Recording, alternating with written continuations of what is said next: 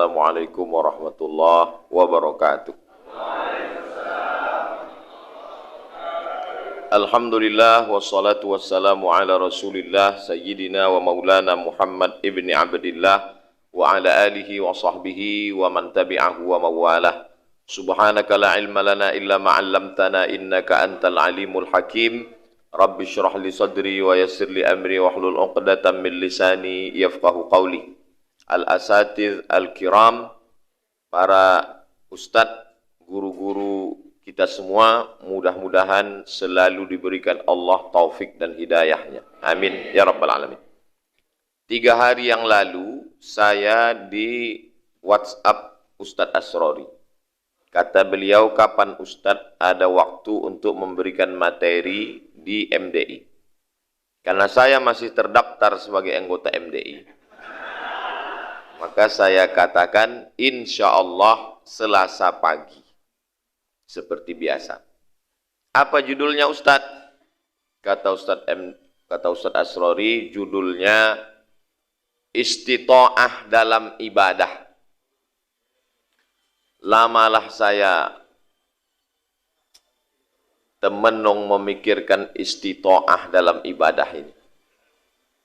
Karena belum pernah sepanjang memberikan materi di MDI membahas tentang istita'ah dalam ibadah.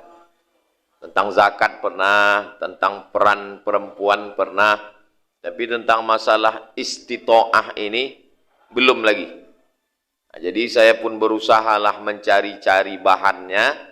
Setelah itu saya tuliskan dan saya kirimkan ke Ustadz Asrori supaya dibagikan melalui grup WhatsApp. Inilah yang akan kita baca pada pagi ini. Mudah-mudahan kita sampaikan nanti malam menjadi amal jariah buat kita bersama insyaallah. Bagi yang sudah ada di dalam handphone bisa kita lihat bersama. Faqala ar-Raghib. Maksudnya Raghib di sini adalah Imam Ar-Raghib Al-Asfahani yang selalu membahas tentang mufradat kosakata. Kosakata itu biasanya beliau banyak membahas. Kalau ta'rif biasanya Imam Al-Jurjani. Itu referensi kita untuk membahas etimologi dan terminologi. Al-istita'atu ismun lil ma'ani allati biha yatamakkanul insanu mimma yuriduhu min ihdasil fi'li.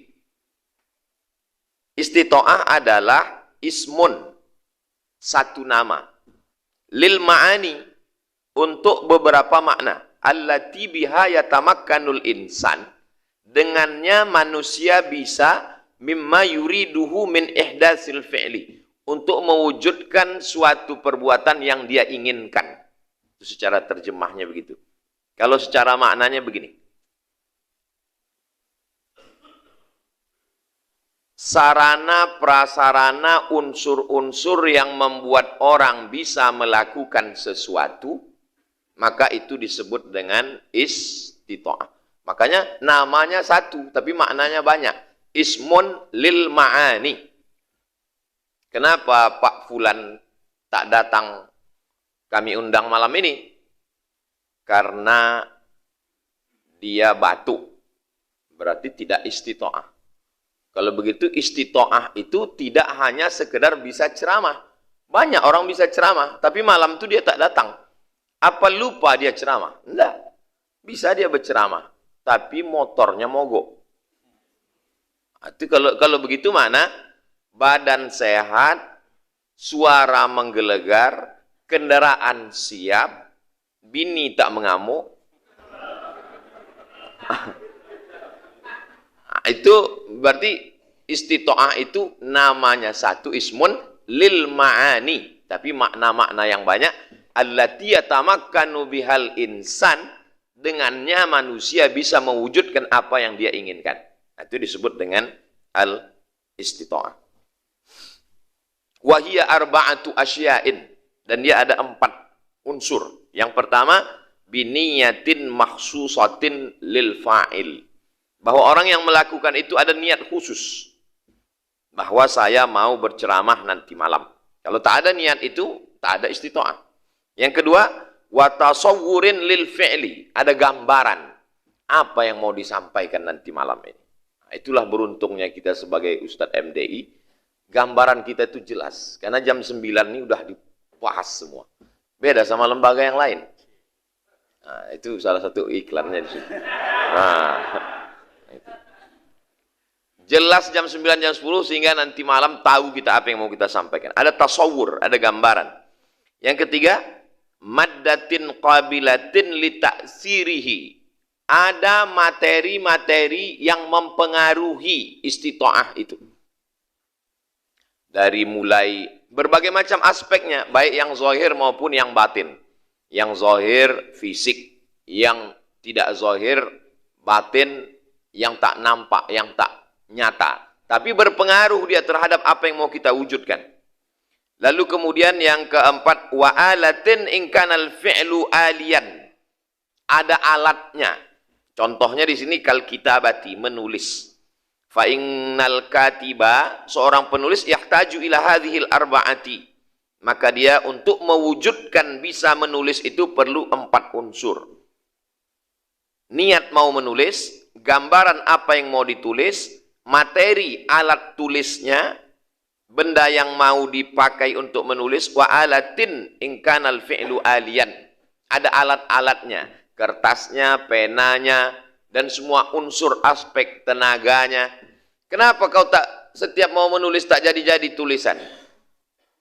Ini kan sarjana, biasa menulis skripsi makalah. Saya terbiasa menulis Pak Ustadz. Terus kenapa tak jadi tulisannya? Mati pula lampu. Ini tidak istita'ah. Ilmu menulis itu tahu dia. Tentang tata cara menulis, ada muqaddimahnya, ada bab 1-nya, ada bab 2-nya, ada kesimpulannya. Tahu dia semua. Tapi tak jadi menulis. Kenapa tak jadi menulis? Istri saya pergi pula. Dititipkannya anak itu ke saya, Pak Ustadz. Nah, itu tidak istita'ah namanya. Jadi penjelasan tentang istita'ah ini memang makin lama kita menyampaikan materi di MDI ini, makin sulit saya rasa. Kalau dulu tuh tak terlalu macam ini susahnya. Ini mesti menulis khusus waktu.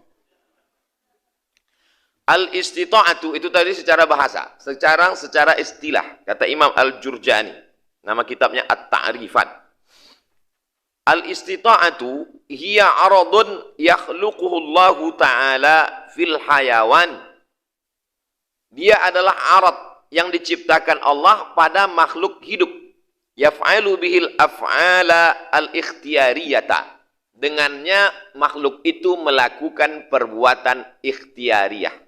Penjelasannya begini. Ada namanya jauhar, ada namanya arad. Setiap segala sesuatu itu ada jauhar, ada arad. Contoh, apel. Apel itu jauhar. Manisnya itu arad. Matahari. Mataharinya itu jauhar. Panasnya itu arad. Dinding. Dinding ini jauhar. Kuningnya itu arad. Jauhar artinya yaqumu binafsihi. Dia berdiri sendiri. Sedangkan arad yaqumu bi ghairihi. Dia ada karena jauhar itu ada. Kalau susah menangkapnya memang lapar nih begini. Nah, saya pun berkali-kali saya baca. Jadi istita'ah itu jauhar apa arad? Kata dia istita'ah itu adalah aradun. Kata dia arad. Dia bukan jauhar. Lalu yang jauharnya mana? Jauharnya Abdus Somad. Aradnya istita'ah. Istita'ah itu adalah sesuatu yang menempel pada diri saya. Yang diciptakan Allah fil hayawan. Dalam makhluk hidup. Yaf'alu bihil af'ala al-ikhtiyariyata. Dengan adanya istita'ah dalam diri tadi, maka orang bisa melakukan perbuatan yang bersifat ikhtiyariyah. Perbuatan ini terbagi 2. Yang pertama, ikhtiyariyah, yang kedua ijbariyah. Ijbariyah itu contohnya begini. Menjadi orang Melayu Riau. Itu ikhtiyariyah atau ijbariyah? Ijbariyah. Tak bisa kita memilih. Maka kita tak bisa menyalahkan orang. Kau kenapa jadi Cina? Kau kenapa jadi Batak? Kau kenapa menjadi Jawa? Itu ijbariyah. Kita terpaksa oleh itu. Sedangkan ikhtiariyah adalah mau makan atau tidak, mau minum atau tidak.